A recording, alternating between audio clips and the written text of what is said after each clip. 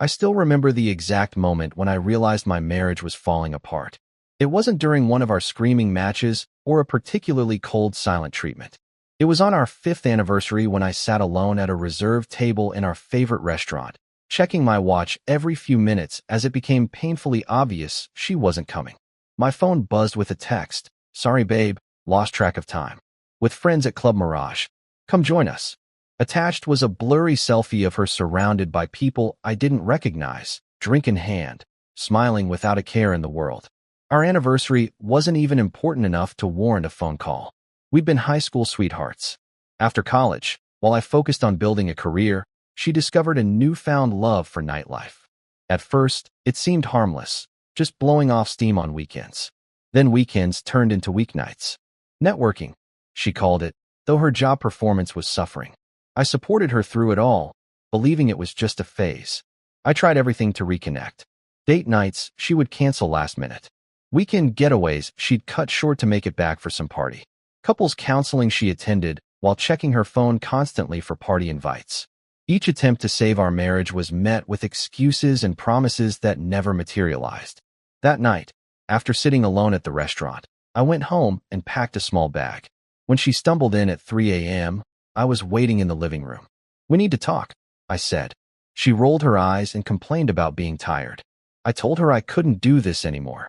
The marriage had become one-sided, and I felt like a stranger in my own home. For the first time in months, I had her full attention.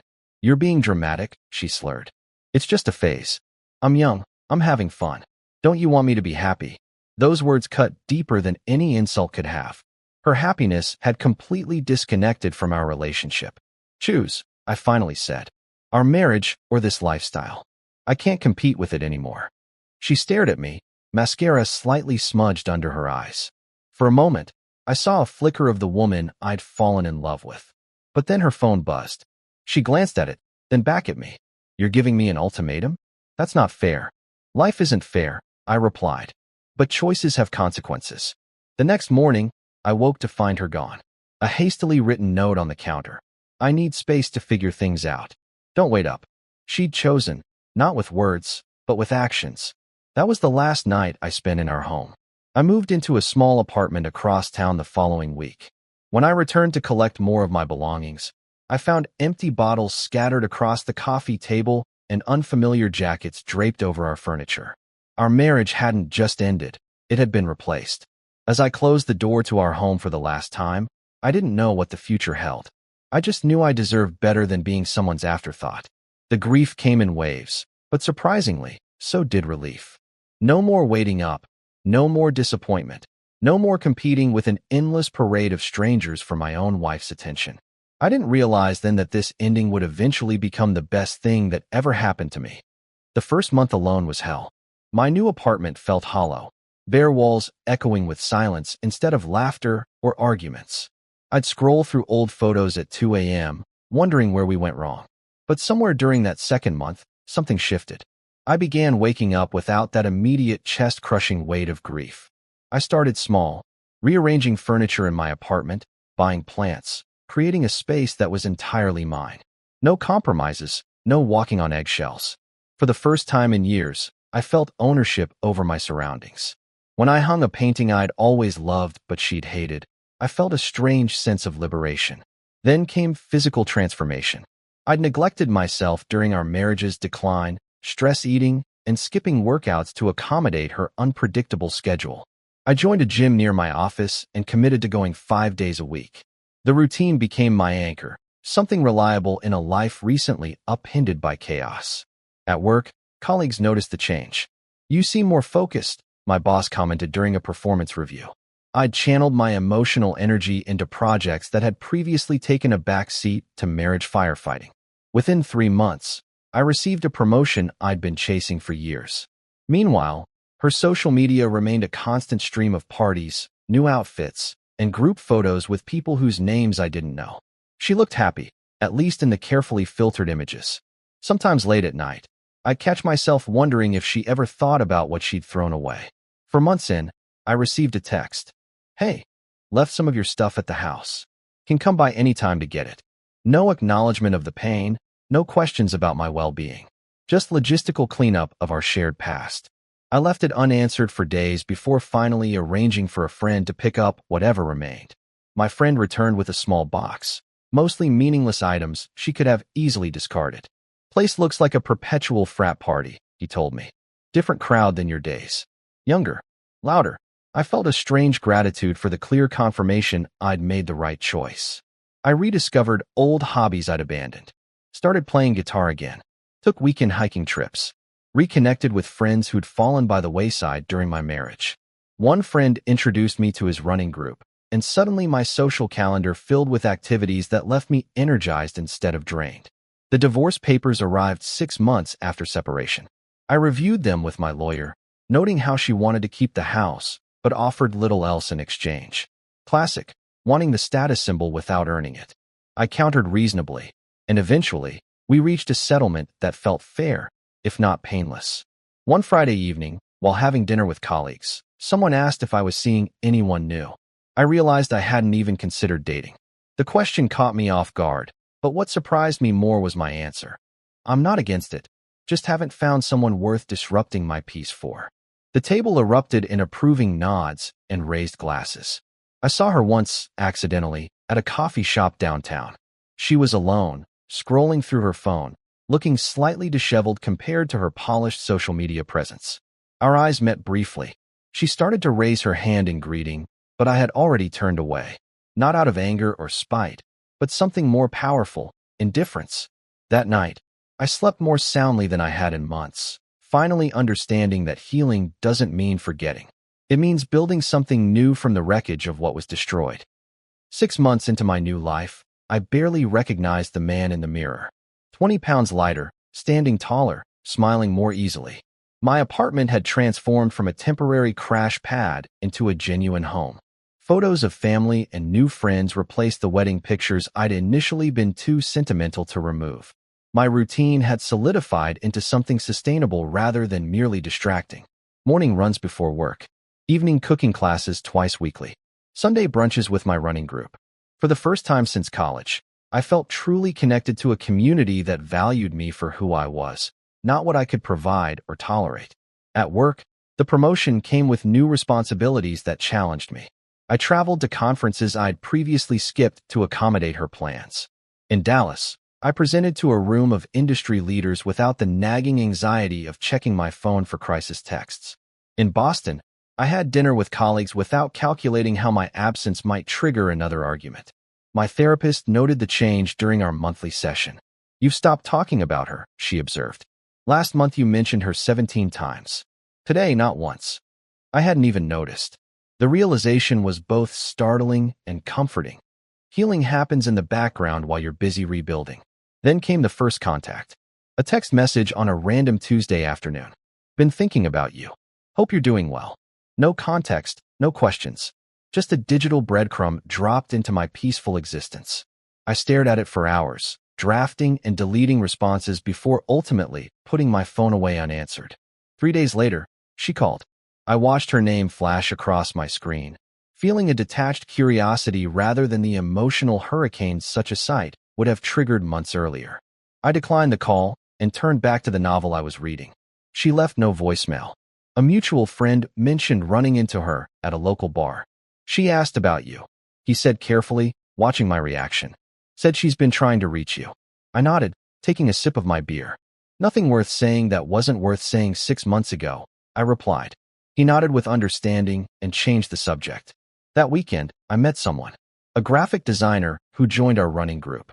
We fell into easy conversation during a post-run coffee, discovering shared interests in obscure films and travel destinations. When she suggested dinner the following week, I accepted without hesitation or overthinking. The dinner went well, comfortable silences, genuine laughter, no performance or pretense. Walking her to her car afterward, I felt a forgotten flutter of possibility. We made plans for a second date, and I drove home feeling lighter than I had in years. That night, as if sensing the shift, another text arrived. "I miss what we had. Can we talk?" The message sat unanswered on my phone as I got ready for bed. For the first time, I felt no obligation to respond, no guilt about prioritizing my peace. The next morning, I deleted the message along with our entire text history, not out of anger, but as part of necessary digital housekeeping. Old conversations had become artifacts of a different life, one I no longer inhabited. At work, I was offered an opportunity to lead a new project that would require extensive travel over the next few months. In my previous life, I would have declined, knowing it would cause friction at home. Instead, I accepted enthusiastically, already mentally planning how to balance the new responsibility with my growing social life. That evening, I received an email from her, more formal than the texts, explaining she had done some soul-searching and wanted to clear the air. I marked it as read but didn't reply. Some doors are better left closed, not out of bitterness, but because the rooms behind them no longer contain anything you need. As I packed for my first business trip under the new project, I realized I hadn't thought about what could have been for days. The future had finally become more compelling than the past. 8 months after our separation, her attempts to contact me intensified. What began as occasional texts evolved into daily messages, each one more urgent than the last. "We need to talk. Please give me 5 minutes. You at least owe me a conversation." The entitlement in that last message struck a nerve. I owed her nothing. My promotion had me traveling between 3 cities, building teams for our company's expansion. During a layover in Chicago, I turned my phone back on to find 7 missed calls from her. No voicemails, just the digital echo of increasing desperation. I blocked her number that night in my hotel room, feeling neither satisfaction nor guilt, just the calm certainty of a necessary boundary. 2 days later, she emailed my work address. Subject line, "Important, please read." The message detailed how she'd been going through changes and reassessing priorities. No acknowledgement of the pain she'd caused, just vague references to personal growth. I archived it alongside marketing newsletters and spam. My relationship with the graphic designer had developed into something comfortable and honest. We saw each other twice weekly, enjoyed each other's company without pressure or expectation. She knew about my past in broad strokes, but never pried for details. "The past makes us who we are," she said once, "but it doesn't have to define where we're going." During dinner with friends from college, someone mentioned running into my ex-wife at a local restaurant. "She looked rough," he said quietly when others were engaged in separate conversation. "Asked a bunch of questions about you. Wanted to know if you were seeing someone." I nodded, unsurprised but unmoved. The truth began trickling in through our shared social circle. Her party lifestyle had begun to crumble. They friends who'd enabled her worst behaviors had moved on to newer, shinier additions to their scene. Financial problems loomed as she'd been fired for chronic absenteeism. The house, our house, was now too expensive for her to maintain alone. She showed up at my office one Tuesday afternoon. I was in a meeting when the receptionist messaged me. "Your ex-wife is in the lobby. Says it's urgent." I excused myself, heart pounding not from longing but from the boundary violation. When I reached the lobby, her appearance shocked me. Designer clothes replaced by worn jeans and a faded sweatshirt. The carefully maintained highlights grown out, dark roots dominating. 5 minutes, she pleaded when I approached. "Just 5 minutes of your time." "This isn't appropriate," I replied, keeping my voice low. "You can't show up at my workplace. You've blocked me everywhere else." The flash of familiar anger, the entitled indignation that had characterized so many of our final arguments. "That should tell you something," I said, then turned to the receptionist. "If she returns, please call security." I walked back to my meeting without looking back, hands trembling but resolve intact. That night, a mutual friend called. "She's been staying on my couch for the past week," he admitted. "Lost the house. Most of her party friends disappeared when the money ran out. She's been talking about you nonstop, saying she made the biggest mistake of her life." I listened silently, feeling a complex mixture of vindication and pity. "What do you need from me?" I finally asked. "Nothing," he sighed. "Just thought you should know. She's planning to try to see you in person." The warning proved accurate. 2 days later, I returned from a morning run to find her sitting on the steps outside my apartment building. 9 months after choosing parties over our marriage, she wanted to talk about second chances. I walked past her to my door. "Please," she called after me. "I know I messed up. I've changed." I paused, key in the lock. "Changed how? Because you've run out of options? Because the parties stopped being fun?" I finally turned to face her. "That's not change. That's consequence." She started crying, the practiced tears I'd seen countless times before. I miss you. I miss us. There is no us, I replied, surprised by the absence of malice in my voice. And the person you miss doesn't exist anymore. He's gone. I'm different now. As I closed my door, I heard her still crying outside. For the first time, I didn't feel responsible for her emotional state. Her tears were no longer my burden to dry. Exactly 1 year after our separation, the doorbell rang. I wasn't expecting anyone. My girlfriend was presenting at a design conference in Seattle, and I'd planned a quiet evening catching up on work. Through the peephole, I saw her standing there, clutching a small paper bag, hair pulled back in a simple ponytail, makeup minimal compared to her previous carefully curated appearance. I considered not answering. My life had found its rhythm. Challenging work, a nurturing relationship, a close circle of supportive friends. Opening that door risked disrupting the peace I'd fought to establish. Yet something, curiosity perhaps, or the final pull of shared history, made me turn the knob. It's been exactly a year, she said without preamble. I checked my calendar this morning. Her voice lacked the defensive edge that had characterized our final months together. May I come in? Just for a few minutes. Against better judgment, I stepped aside. She entered cautiously, eyes widening slightly at the transformed space. Gone were the compromises of our shared decorating, the uncomfortable modern couch she'd insisted on, the sterile minimalist aesthetic that never felt like home. In their place stood comfortable furniture, colorful art, and shelves lined with books I'd finally had time to read. You seem well, she offered, still standing awkwardly by the door. I am, I replied simply. What do you want? She handed me the paper bag. First, I wanted to return this. I found it when I was moving out of Jen's place. Inside was my grandfather's watch, a family heirloom I'd assumed was lost in the divorce shuffle. I should have returned it sooner. I placed the watch on the side table, unexpectedly touched by its return. Thank you. She took a deep breath. I also came to apologize. Not the half apologies I've been trying to give you over text or email. A real one. Her hands trembled slightly. I destroyed something precious because I was too selfish and immature to recognize its value. I remained silent, neither accepting nor rejecting her words. The partying, the constant need for validation from strangers, it was never about you. It was about me running from growing up, from commitment, from the fear of missing out. She laughed bitterly. Turns out I missed out on what actually mattered. Why now? I asked. After a year of silence from me, why keep trying? Because I needed to face the consequences of my choices, she replied. Because even if you never forgive me, and you shouldn't have to, I needed to acknowledge the pain I caused. Tears welled in her eyes. And because despite everything, you were the best thing that ever happened to me. The words hung between us, honest but ultimately insufficient. The woman before me was both familiar and foreign, the face I'd once loved now carrying new lines of hardship, the voice that had cut me deeply now softened by humility. I'm seeing someone, I said quietly. It's serious.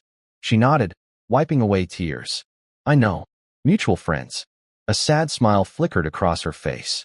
She seems wonderful. You deserve wonderful. In that moment, I felt the final weight lift, not forgiveness exactly, but acceptance that the past was firmly behind us. What will you do now? I asked, surprising myself with genuine curiosity about her future. I'm moving to Portland next week. My sister lives there. Clean slate, new job in graphic design, my original passion before I got distracted by. She gestured vaguely. Everything else. I'm trying to build something real this time. When she finally turned to leave, she paused at the threshold. I don't expect anything, but maybe someday we could. I don't think so, I interrupted gently. Some bridges stay burned. She nodded in understanding. Be happy, she whispered. You've earned it. As the door closed behind her, I stood motionless, processing the unexpected closure this encounter had provided. I picked up my grandfather's watch, the weight familiar in my palm. Like time itself, some things once lost find their way back to you. Others remain in the past where they belong. I placed the watch on my wrist. It's ticking a reminder that even after standing still, time eventually moves forward again. 2 weeks after her unexpected visit, I sat across from my therapist, recounting the encounter. She listened attentively, nodding occasionally, before asking the question I'd been avoiding. How did seeing her make you feel? I considered this carefully. Less than I expected. I finally admitted. There was a time when her appearance would have sent me spiraling. Now it just feels like closing a book I've already finished reading. That evening, my girlfriend returned from her conference. Over dinner, I told her about the visit, watching her face for signs of concern or jealousy. Instead, she reached across the table and squeezed my hand. "Thank you for telling me," she said simply. The trust between us felt weightless yet unbreakable, so different from the constant heaviness of my marriage. The following weekend, we visited a lakeside cabin with friends. Around the campfire, someone proposed a toast to new beginnings. As glasses clinked, I caught my girlfriend watching me with quiet understanding. Later, walking along the shoreline under a blanket of stars, she asked, "Do you ever miss your old life?" "Parts of it," I answered honestly. The potential of what could have been, the shared history, but not the reality of what it became. She nodded, considering this. And now, I stopped walking, turning to face her fully. Now I have something authentic. Something built on mutual respect rather than compromise and concession. The words came naturally, without rehearsal or calculation. "I like who I am with you. I like who I am because of you." She smiled, eyes reflecting moonlight. "Keep talking like that, and I might have to keep you around." That night, watching her sleep beside me, I realized the final piece had fallen into place. The lingering question of what if that had occasionally haunted quiet moments had been answered by my ex-wife's appearance at my door. There was no what if worth exploring, no alternate timeline where our marriage had survived that would have led to greater happiness than what I'd found. Monday morning brought an email from Portland, a formal, final note explaining she'd settled in her new city and was starting therapy. "I won't contact you again," she wrote. "I just wanted you to know I'm finally doing the work I should have done years ago." I wished her well silently before archiving the message. At work, my boss called me into his office. "The expansion has exceeded expectations," he began. "We're opening additional offices next quarter. I'd like you to consider taking on a regional director position. The opportunity would mean more responsibility, better compensation, and the chance to build something lasting." "I'm interested," I replied without hesitation. In my former life, such a decision would have required negotiations and compromises at home. Now it was simply a matter of my own readiness for the challenge. That evening, I finalized the last paperwork from our divorce, transferring retirement accounts that had remained connected through administrative oversight. As I signed the documents, I felt no regret, only a practical acknowledgement of necessary housekeeping. 3 days later, while having lunch with a colleague, he mentioned seeing my ex-wife's social media announcement about her move. She wrote something about lessons learned and bridges burned. He said awkwardly. Seemed very reflective. "Good for her," I replied, meaning it sincerely. Her journey was no longer intertwined with mine, but I didn't wish her ill.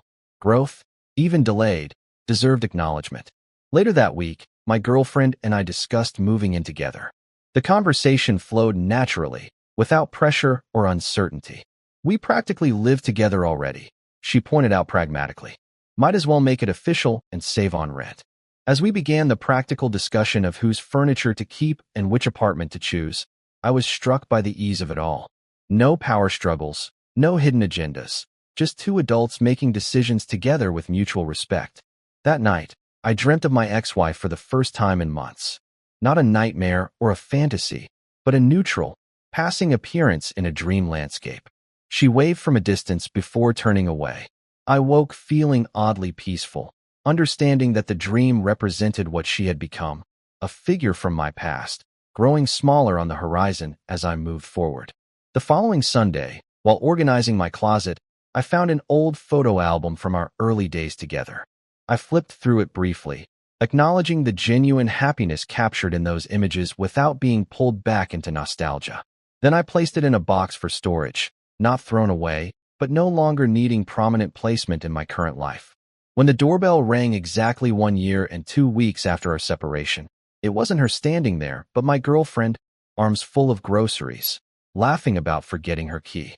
As I helped her unpack, I realized with perfect clarity that second chances rarely come from returning to what was lost, but rather from recognizing what has been found. Our story has come to an end. If you've made it this far, how about subscribing to our channel? It helps us immensely. I've selected 2 other videos for you that I'm sure you'll enjoy. Feel free to click on them. I'll be waiting for you in the next story. See you soon.